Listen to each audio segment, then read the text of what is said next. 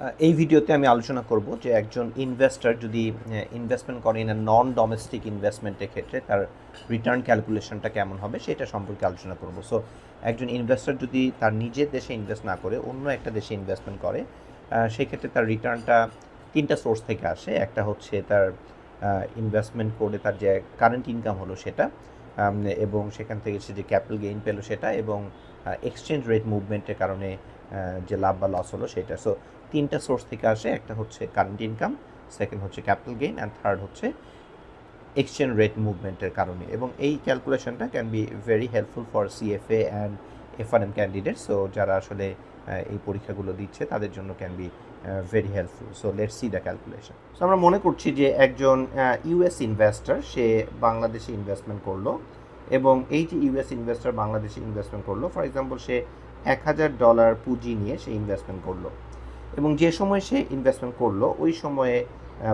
এক ইউএসডি সমান আমরা ধরে নিচ্ছি যে 100 টাকা ছিল, তার মানে প্রতি ডলারের এগেনস্টে সে 100 টাকা পাবে। সো সে যদি $1000 ইউএসডি নিয়ে আসে তাহলে সে 1,00,000 টাকা ইনভেস্টমেন্ট করতে পারবে। অ্যান্ড ধরে নিচ্ছে সে এখানে এসে হয়তো একটা শেয়ার কিনলো 100 টাকা দিয়ে, এবং সেই শেয়ারটা বছর শেষে 10 টাকা ডিভিডেন্ড দিল, এবং বছর শেষে এই শেয়ারটার প্রাইস ধরে নিচ্ছি যে 115 টাকা। সো সে ইনভেস্টমেন্ট করেছিল বছরের শুরুতে, তখন দাম ছিল 100 টাকা, এবং বছর শেষে সে ডিভিডেন্ড পেয়েছে 10 টাকা এবং 115 টাকা শেয়ারের দর। সো তার টোটাল রিটার্ন হয়েছে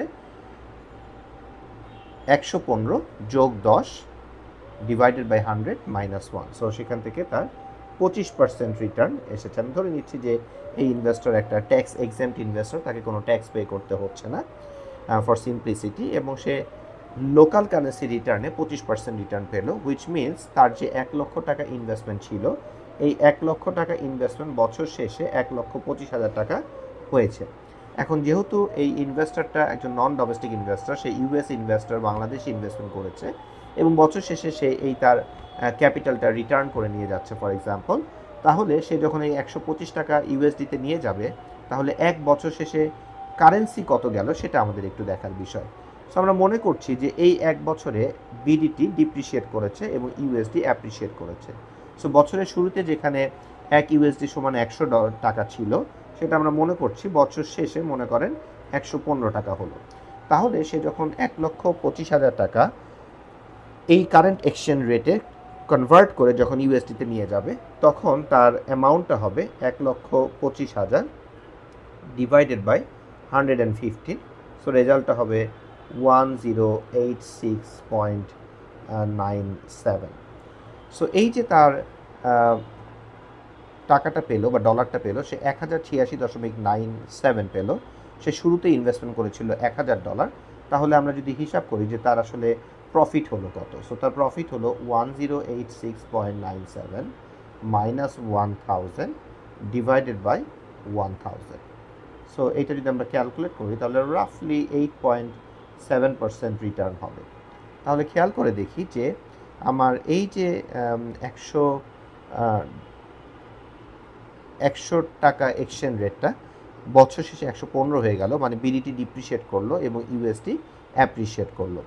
এবং অন্যদিকে আমি যে ইনভেস্টমেন্ট করেছি সেখানে লোকাল কারেন্সিতে আমি একটা রিটার্ন পেয়েছি, সেটা 25%, কিন্তু এদিকে যে 15% অফ কারেন্সি ডিপ্রিশিয়েট করলো, সেই কারেন্সি ডিপ্রিসিয়েশনের কারণে কিন্তু আমার ওভারঅল যে রিটার্নটা সেটা কিন্তু কমে গেল, এবং রাফলি এটা 8.7% রিটার্ন হলো। সো তাহলে আমরা দেখলাম যে local currency return is 25%, but তার টোটাল রিটার্নটা অ্যাকচুয়ালি কমে 8.7% হলো, তার বিকজ অফ কারেন্সি ডিপ্রিসিয়েশন। এখন যদি এরকম হতো যে টাকা যদি অ্যাপ্রিশিয়েট করতো, তাহলে তার রিটার্নটা আরও বেশি হতো। ফর এক্সাম্পল, টাকা যদি অ্যানাদার 5% অ্যাপ্রিশিয়েট করতো, তাহলে তার রিটার্নটা 25% থেকে আরও বেশি হতো। সো এইভাবে যখন একজন ইনভেস্টর ইনভেস্ট করে ইন আ নন ডোমেস্টিক কান্ট্রিতে, সো তাকে যে দেশে ইনভেস্টমেন্ট করেছে সেখানকার যে ইনস্ট্রুমেন্টে ইনভেস্টমেন্ট করেছে ওই ইনস্ট্রুমেন্টের যে প্রফিটটা হবে সেটা শুধুমাত্র যে চিন্তা করতে হয় তা না, তাকে ওভারঅল এক্সচেঞ্জ রেটটাও কিন্তু চিন্তা করতে হয়। সো আই হোপ এই ভিডিও থেকে আমরা একজন ইনভেস্টর যখন তার নিজের দেশে ইনভেস্টমেন্ট না করে অন্য দেশে যখন ইনভেস্টমেন্ট করে তার রিটার্ন ক্যালকুলেশন সম্পর্কে একটু দেখলাম।